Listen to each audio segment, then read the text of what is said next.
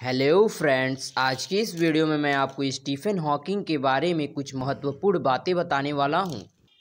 तो आइए जानते हैं।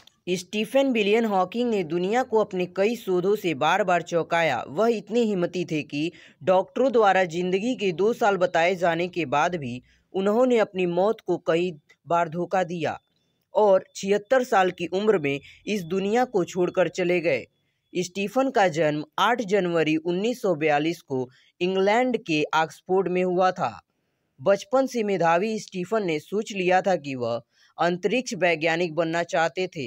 उन्होंने 20 वर्ष की आयु में कैम्ब्रिज कार्डियोलॉजी विषय को शोध के लिए चुना और इस विषय पर पीएचडी भी की। महज 21 वर्ष की उम्र में हॉकिंग की छाप विश्वविद्यालय में पड़ने लगी थी।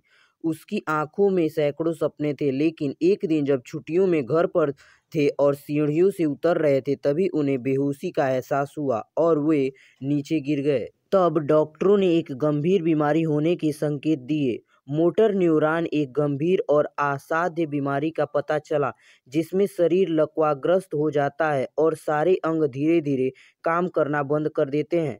उनकी उम्र महज 2 साल की बताई गई, लेकिन मौत को मात देते हुए हॉकिंग ने 50 साल से ज़्यादा जिंदगी जी। हॉकिंग पर हॉलीवुड में फिल्म भी बनी, जिसके लिए उन्होंने कहा कि विज्ञान का केंद्रीय इस फिल्म में शारीरिक रूप से अक्षम लोगों के लिए दिलों में जीने की उम्मीद जगाएगी। हॉकिंग को विज्ञान पर अपने किए गए शोध और फक्र था। उन्होंने कहा था कि मैंने ब्रह्मांड को समझाने के लिए अहम भूमिका निभाई है।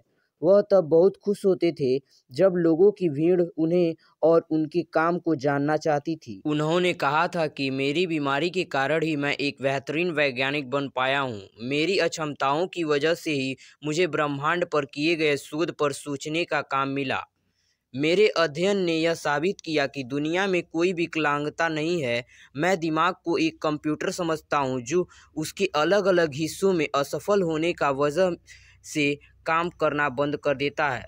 1974 में स्टीफन हॉकिंग ने दुनिया को अपनी सबसे महत्वपूर्ण खोज ब्लैक होल थियरी के बारे में बताया। उन्होंने बताया कि ब्लैक होल क्वांटम प्रभावों की वजह गर्मी फैलाते हैं। 5 साल बाद ही वह कैम्ब्रिज यूनिवर्सिटी में गणित के प्रोफेसर बन गए।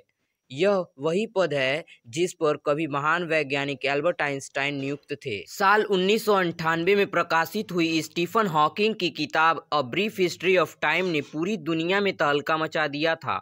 इस किताब में उन्होंने ब्रह्मांड विज्ञान के मुश्किल विषयों जैसे बिग बैंग थियरी और ब्लैक होल को इतने सरल तरीके से बताया है कि एक साधारण पाठक भी उसे आसानी से समझ जाए। इस किताब की 1 करोड़ से अधिक प्रतियां हाथों हाथ बिक गईं। यह वही किताब है जिसमें उन्होंने ईश्वर के अस्तित्व को भी नकार दिया था।